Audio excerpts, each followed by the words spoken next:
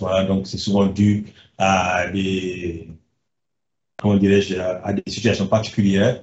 Lorsque l'enfant, par exemple, est soumis à un traitement immunosuppresseur ou bien une corticothérapie, une antibiothérapie au long cours, donc ça peut favoriser cela. Et surtout, en cas de neutropénie ou bien d'infection entraînant les neutropénies, ça peut favoriser fortement les infections par les aspergillus. Et également, en cas de pathologie hématologique telles que les leucémies, donc, sont connus comme étant donc, des infections par aspergillus.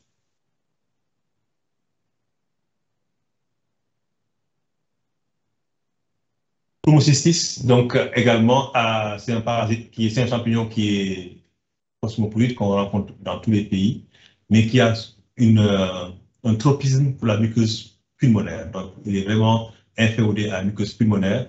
Et donc, les spores donc, vont se nourrir par osmose des sécrétions des muqueuses pulmonaires. Donc, c'est un champignon qui peut vivre à l'état commensal au niveau de la muqueuse pulmonaire lorsque l'enfant est immunocompétent. Mais lorsque les conditions sont défavorables, lorsqu'il y a une infection qui fragilise la muqueuse pulmonaire, lorsqu'il y a une corticothérapie ou antibiothérapie prolongée, donc ça va entraîner un déséquilibre au niveau du microbiote pulmonaire et favoriser donc, une multiplication importante de ce champignon qui va être responsable de maladies.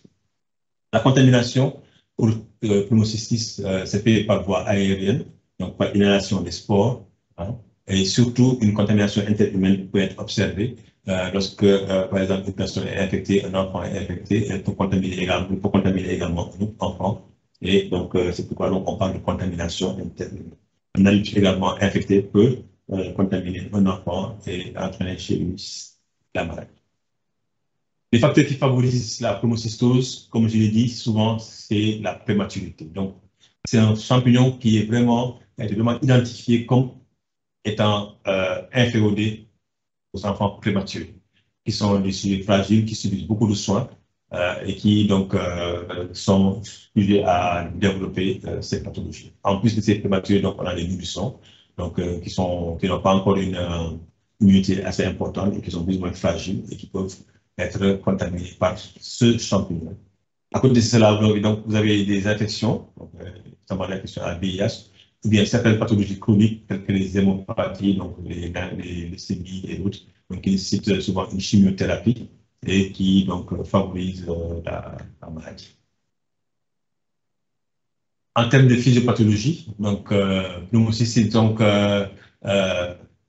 lorsque le sujet est sain, donc vous avez donc la présence de polymyxères neutrophile, donc des lymphocytes CD4, CD8 en grande quantité, donc qui vont entraîner donc comment dirais-je, pas une destruction totale, mais en tout cas qui vont maîtriser la croissance du parasite. Et donc souvent, l'infection est moins bruyante et moins importante, et moins aiguë chez les enfants qui sont immunocompétents. Par contre, chez les enfants qui sont immunodéprimés, l'absence de ces lymphocytes donc, va entraîner donc, une fragilité de ces enfants-là. Il va y avoir une augmentation de la multiplication de ces champignons qui vont tapisser complètement toute la muqueuse alvéolaire.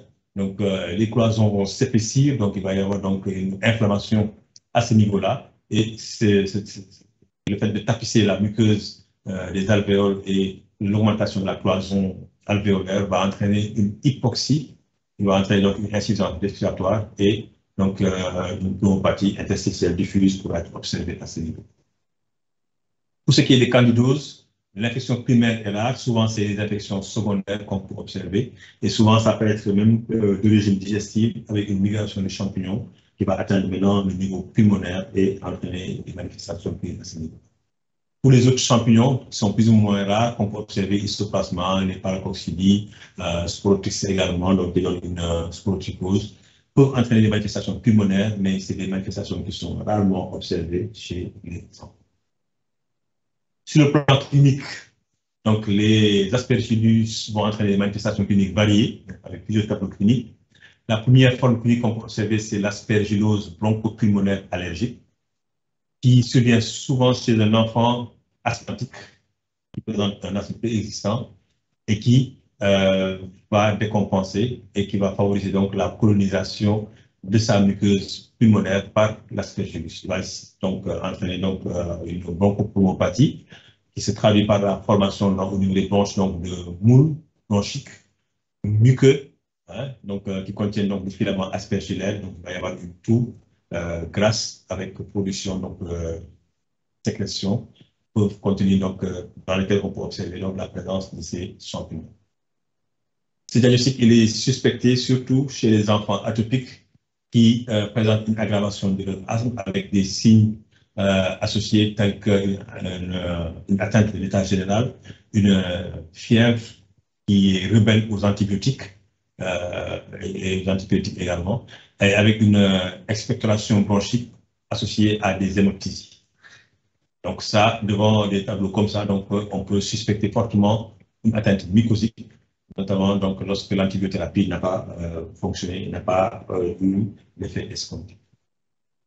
Autre tableau clinique, donc c'est les bronchites aspergillaires mucomembraneuses. Et donc là, donc, vous allez avoir le champignon qui va tapisser toute, comment dirais-je, toute la bronche, hein, jusqu'à entraîner une obstruction totale au niveau de la bronche avec carrément comment dirais-je, un territoire qui n'est plus fonctionnel. Et donc, ça va entraîner donc, une manifestation clinique plus ou moins importante avec une dyspnée très importante. Et en cas de co-infection avec des bactéries, donc la fièvre peut être observée.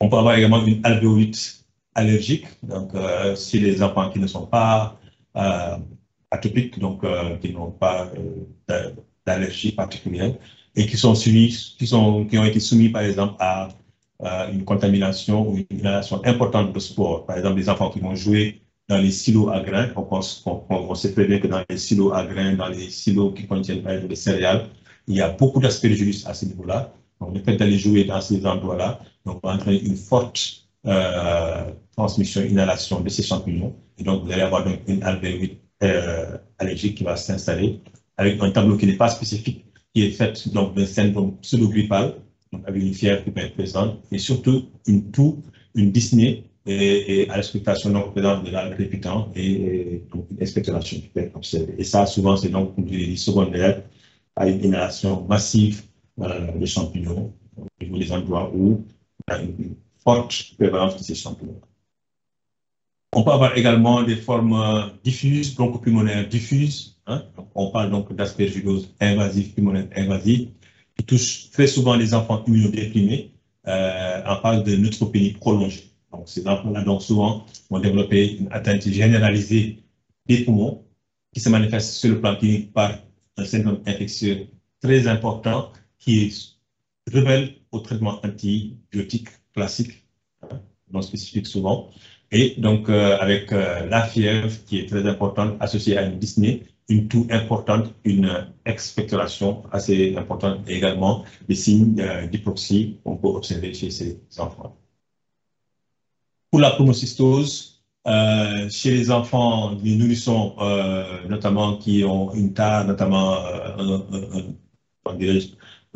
une malnutrition par exemple ou autre chose, donc on peut observer en termes de clinique donc une tachypnée qui est importante avec une cyanose qui aboutit souvent à une détresse respiratoire sans toux ni fièvre.